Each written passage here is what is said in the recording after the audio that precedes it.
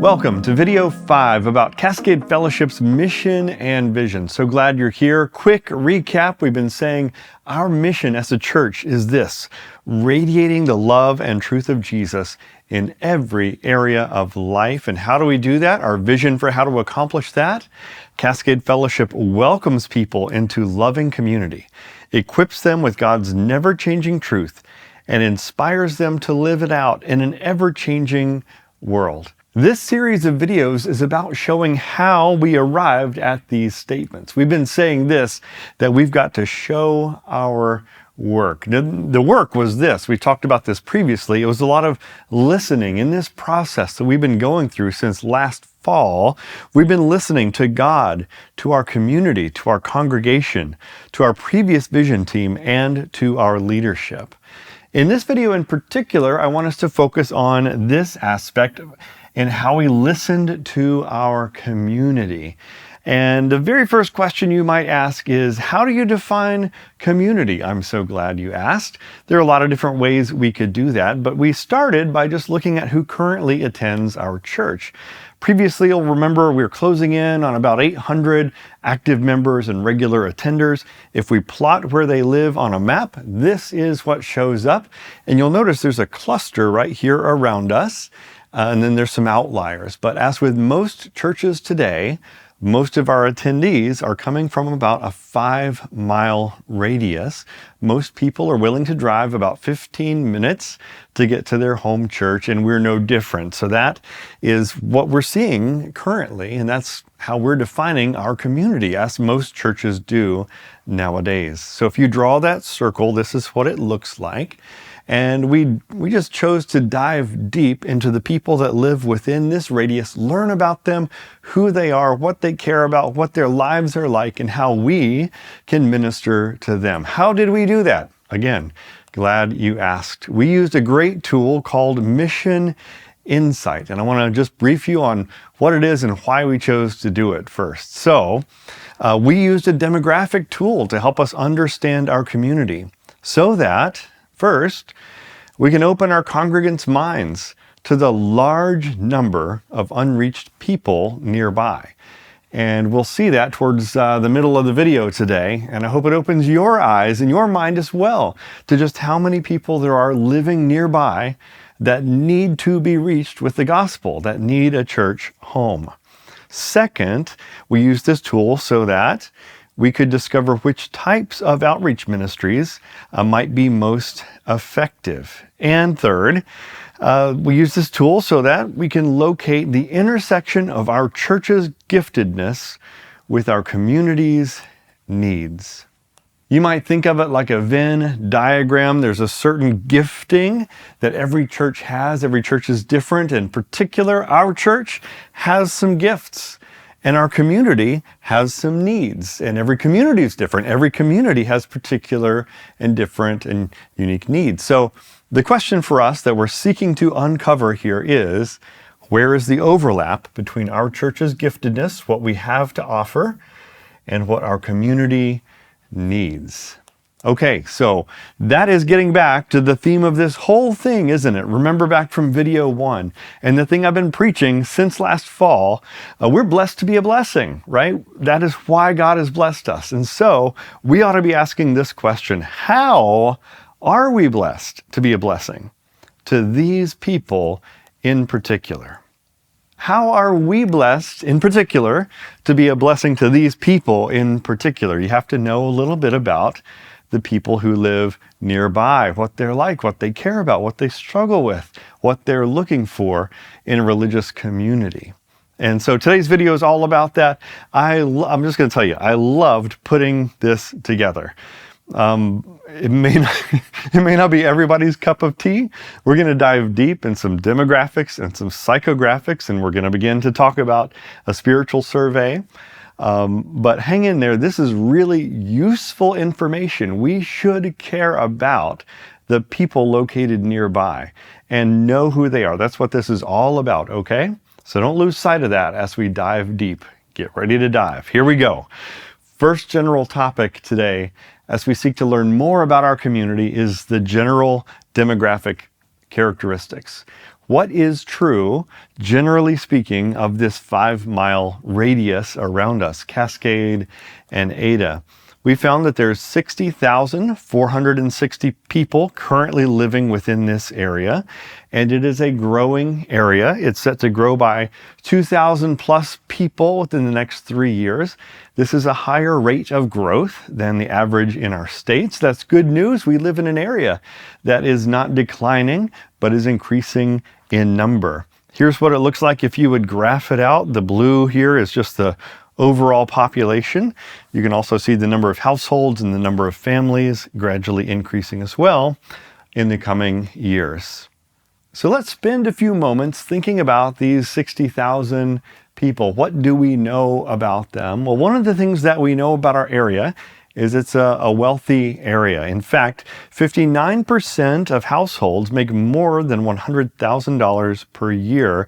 This is much higher than the national average. Charted out over time, you can see that is set to increase even more. A wealthy area. It's also a highly educated area with 33% of people having a bachelor's degree compared to the state average of 18%, and 25% having a graduate degree compared to the state average of 12%. Graphed out, here's what it looks like. Our study area, that's the yellow bars. The state average, that's the blue bars. You can see the two that I just mentioned here on the end. Bachelor degrees much higher than the state average, and graduate professional degrees much higher than the state average.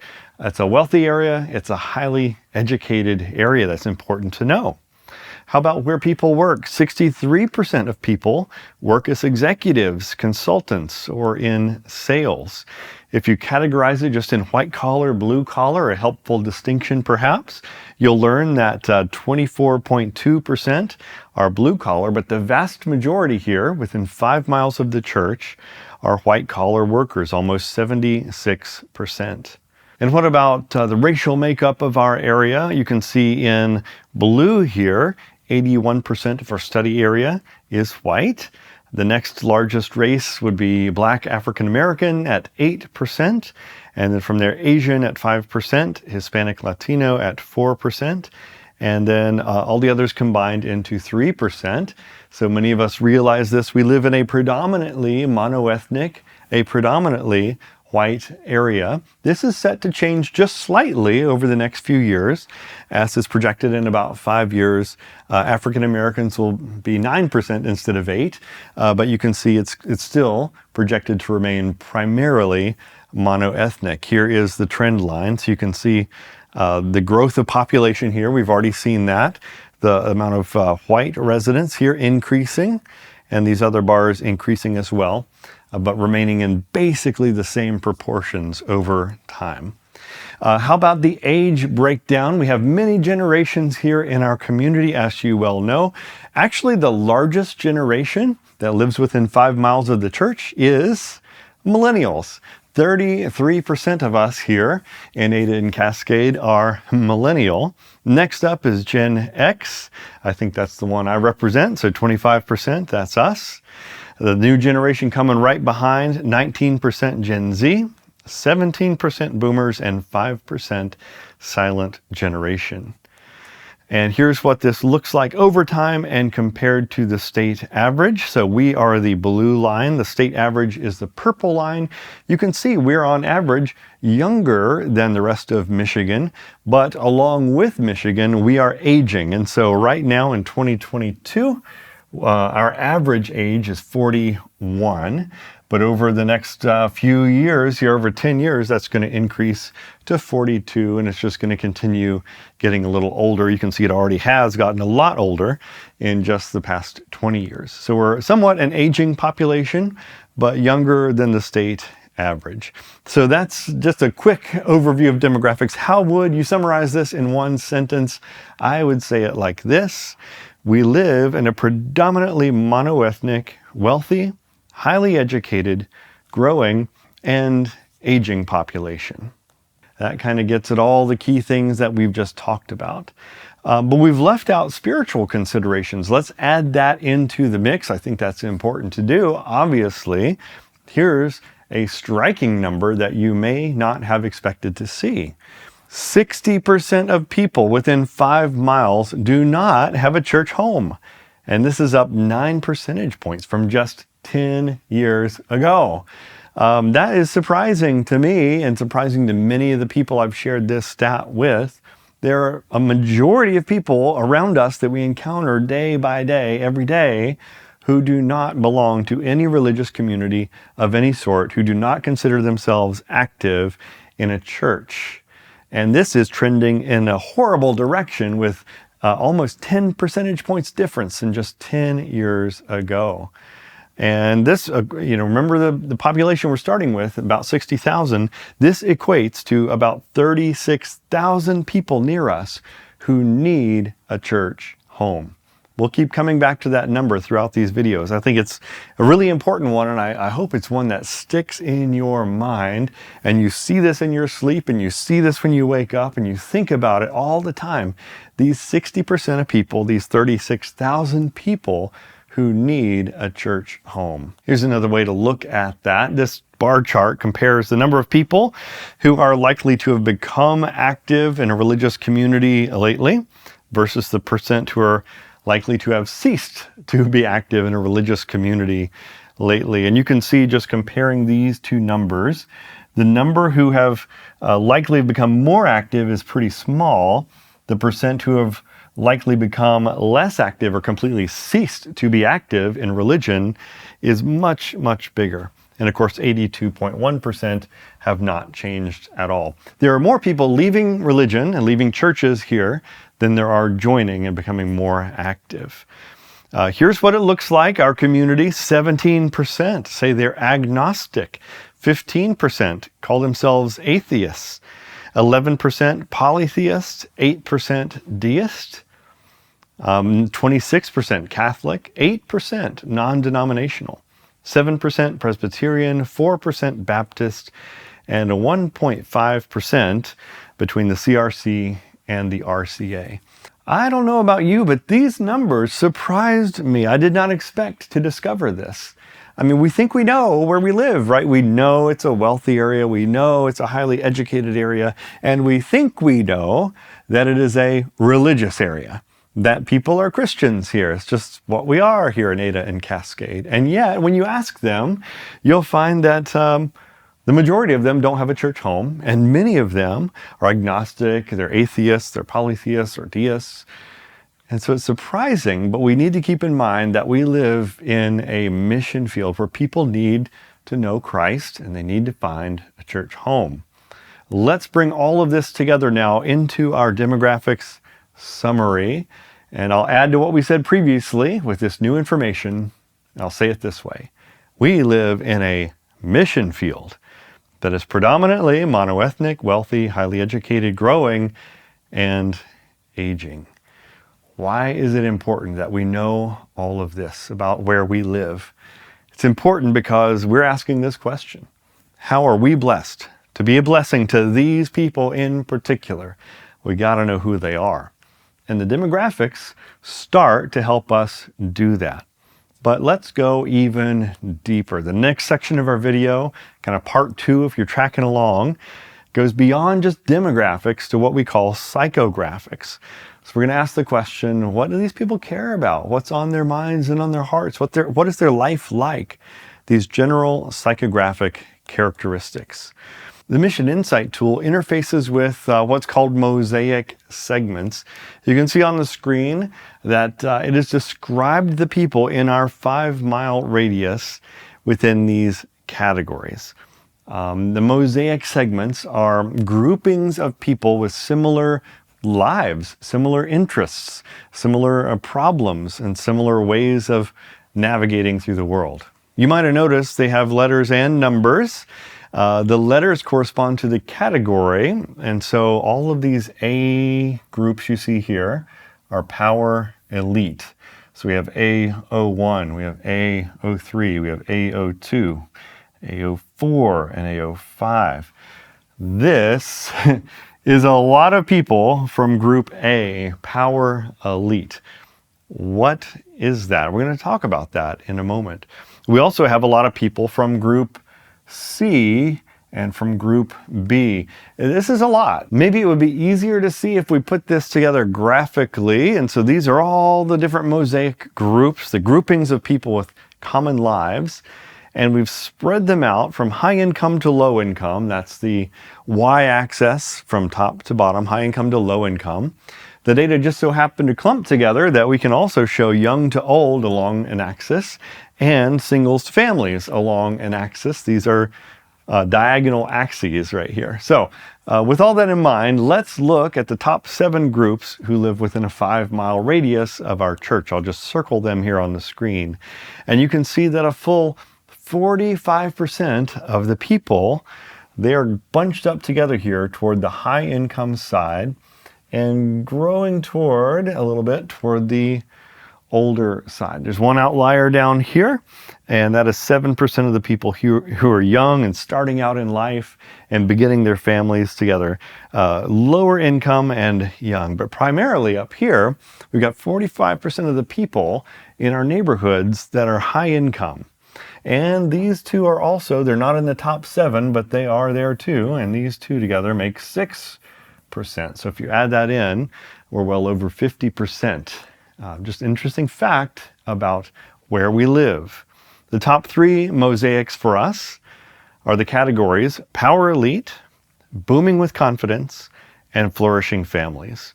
29% of our people who live around us belong to this broad category, power elite. That was what we saw before as A01, A02, A03, 4, 5, etc. All those put together have some common characteristics, and we call them the power elite group. Similarly, there are some from the booming with confidence group, 15%, and some from flourishing with families at 10%.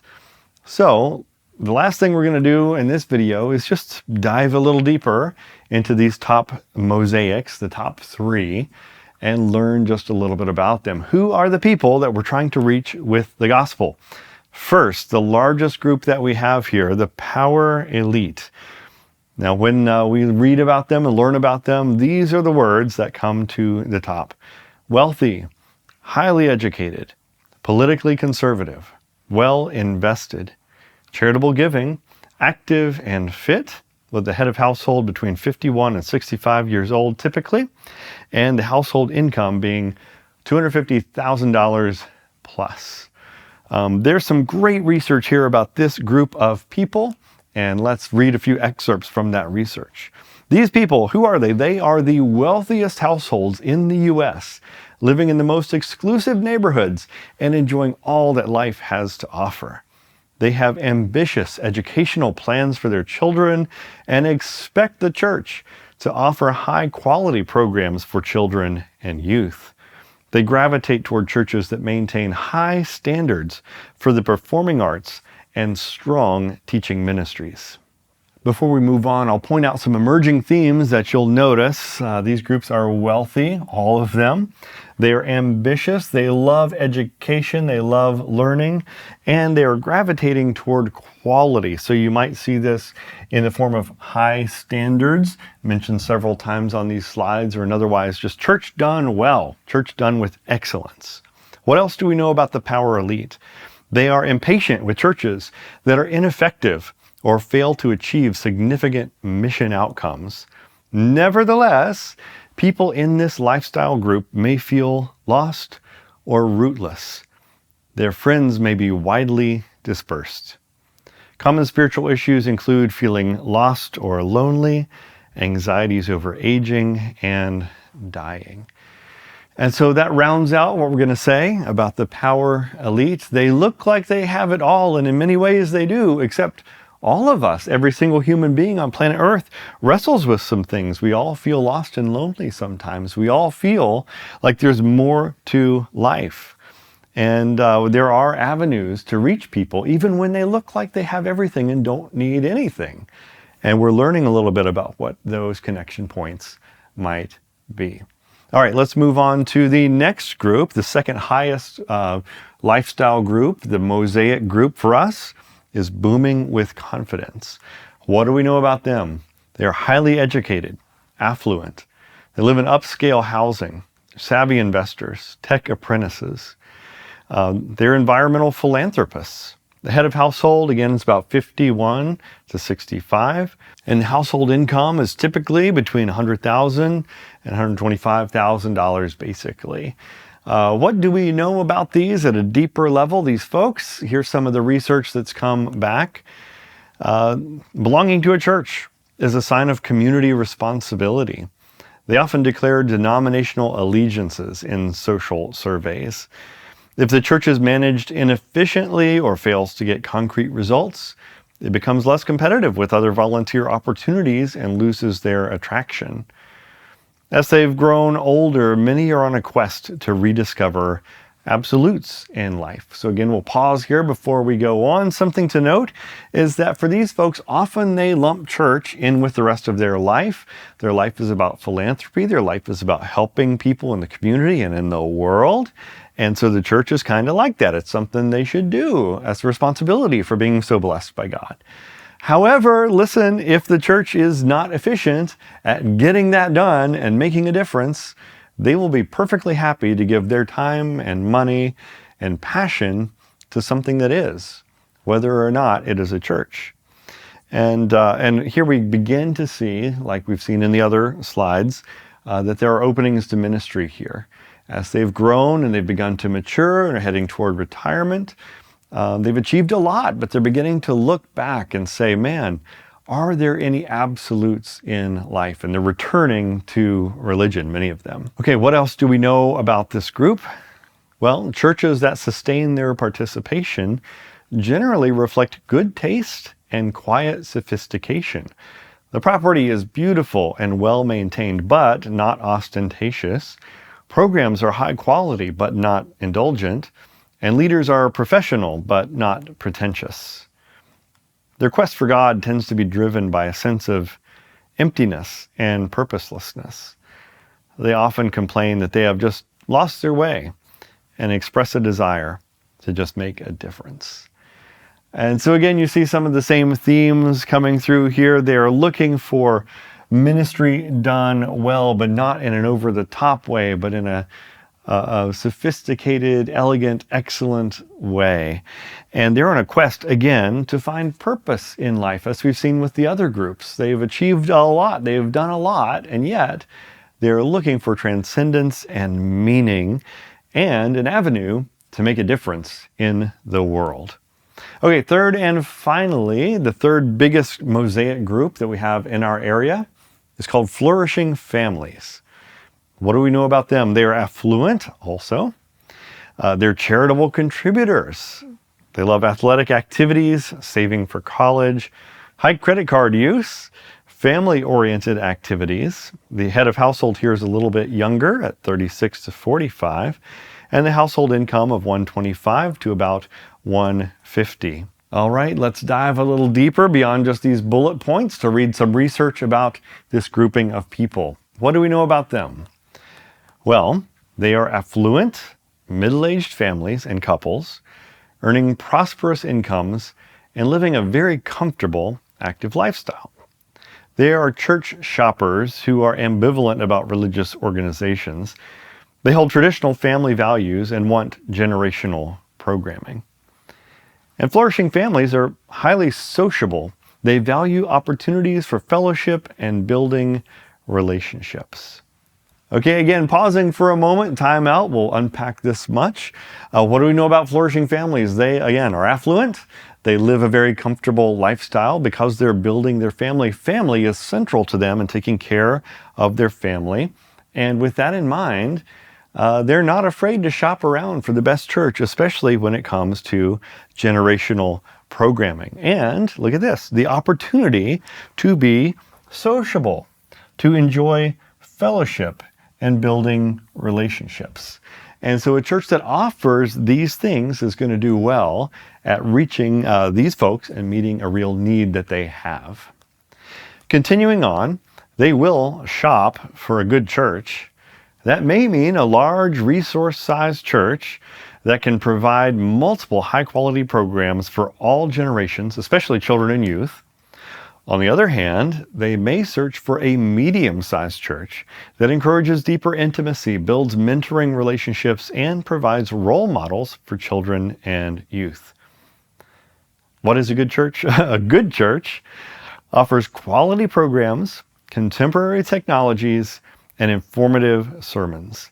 They look for churches that are clear about core values and bedrock beliefs. We'll pause real quick again just to notice some key words. As they're looking for a good church, notice that these are not people who are content just to go to the closest CRC church. Many of us might have grown up in that era where that church is closest. I just go to it. It's in the denomination I grew up in. I just go to it. No, these folks are going to find a good church, and that may mean driving a little bit, but they're willing to do that. It doesn't necessarily have to be a large church. It could be a medium-sized church, but a church that is, here's the word again, offering quality programs. There's a commitment to excellence that these people have, and they want their churches also to be committed to excellence and contemporary use of technology. I would put this word around it, kind of relevant to the modern world. And look at this, informative sermons. And so they're looking to learn, they're looking to grow in their faith, they're looking for quality sermons that somebody's put some time into, that make sense, that connect with their life, that they can remember and apply. And I just love this. Look at this. They are also looking for a church that has some core values, that they're not afraid to say, we believe this is foundational to us. There is a bedrock value here that we build this church on. And man, as I look over all of these words that we've underlined and more, I'm like, wow, we have the potential at this church to be a really good fit for these folks. Okay, just a little bit more information now. Flourishing families, their quest for God is often driven by experiences of brokenness or rejection and anxieties over guilt and displacement as they move further away from extended family. They seek authenticity in relationships and wholeness in life. Healing, forgiveness, and hope lie at the root of their expectations of religion. So those in these flourishing families, they are striking out on their own, and they're perhaps moving away from their extended family to achieve some success in the world. And there's a little bit of guilt about that, honestly. And so one of the ways to reach them is to realize that, man, they are looking for healing and forgiveness and hope, all the things that religion and Christianity should provide, right? As well as meaning and help with their anxieties and their guilt. Here's the last word we'll circle today, and that is this: authenticity. People today are looking for authenticity. And I believe firmly that's something that we absolutely provide here at this church. So why have we gone through all of this? Why have we learned about the power elites and the Booming with Confidence group and the flourishing families? Why have we done this research? Well, again, it's because we're blessed to be a blessing. So we got to ask this question: how are we blessed to be a blessing to these people in particular? We've examined their demographics, basics like their age, education, income levels. We've also examined now their psychographics, what it's like to be them, what they care about, and what they even fear. But there's even more to them, and that we're going to cover in our next video. I'll give you a little preview right now if that's okay, because I'm so excited about it. In our final video, by the way, in this series, we're going to examine the spiritual belief survey that was administered to people within a 5-mile radius. Again, with the goal of discerning, here's how our church is gifted, here's how our community experiences their need, where is the overlap? And I think in the next video, we're going to see, and I'm so excited to share with you, that while a lot of churches might overlap with their community just slightly, like you see on the screen here, maybe other churches overlap a little bit more like this. I believe our church, man, it just is one and the same. What we have to offer is what our community is looking for. I firmly believe that, and it's such a huge blessing, right? What they want and who we are, the Venn diagram is just one circle. It's the same thing, basically speaking. Just by way of preview, we'll unpack this more next week and a lot of other great things. But we asked people in this 5-mile radius, what do you want in a church? Far and above anything else, the number one answer by far was warm and friendly encounters. Number 2 was quality sermons. Is that true of us? Is that who we are? Well, we also surveyed people that had joined our church in the past year, and we asked them, hey, why did you join our church? The number 1 answer, welcoming community. The number 2 answer, biblical preaching. This is just one example of how what the community is looking for and longing for is what we are. And I'm so excited to share more of that with you next week as we're joined again by a special interview guest. And I think we're going to have a great conversation. So we'll see you then.